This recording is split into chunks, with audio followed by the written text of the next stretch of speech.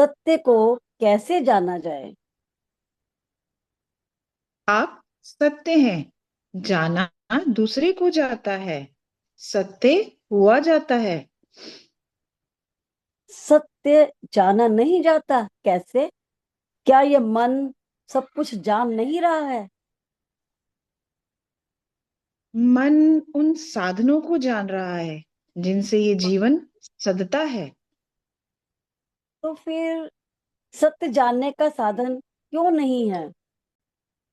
यदि आप ही सत्य हैं तो उसे किसी साधन से कैसे जानेंगी। एक माँ को माँ होकर के ही जाना जा सकता है कि माँ क्या है। उसे किसी साधन से कोई कैसे जान सकता है। वे तो स्वयं होकर के ही जाना जा सकता है। सत्य को मन से समझने की कोशिश की जा रही है, तो क्या मन साधन नहीं हुआ?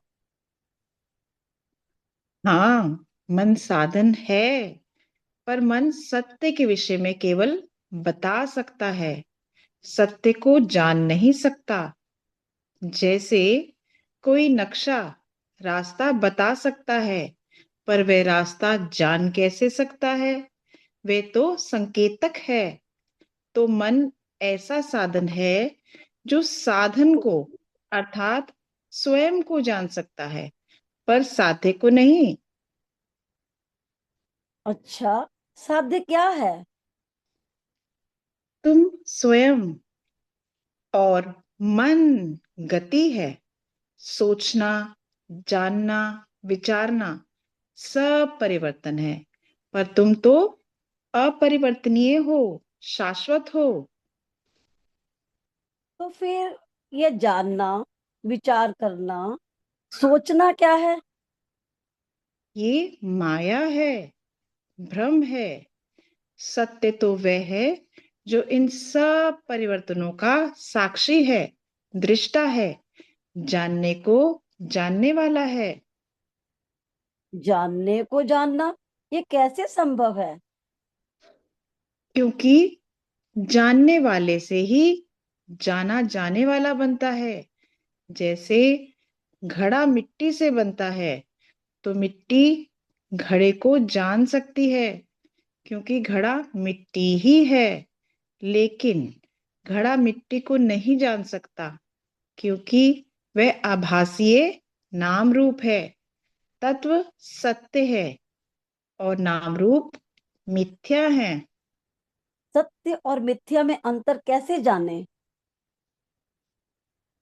मिथ्या को बुद्धि जानती है, सत्य होकर जाना जाता है। तो फिर होना क्या है? शरीर और मन से परे साक्षी होना, अर्थात ध्यान में होना। तो ध्यान क्या है? वे जिसमें ध्यान ही मिट जाए, केवल जागरण बचे। जागरण? जागरण क्या है? शरीर, मन और जगत को जैसा है वैसे ही देखते रहना, बिना जोड़ घटाव के। ऐसा ही क्यों देखना चाहिए? क्योंकि जो कुछ है वह सब तुम ही हो। विभाजन केवल कल्पना है। तब अंत में क्या बचता है? मौन, केवल मौन।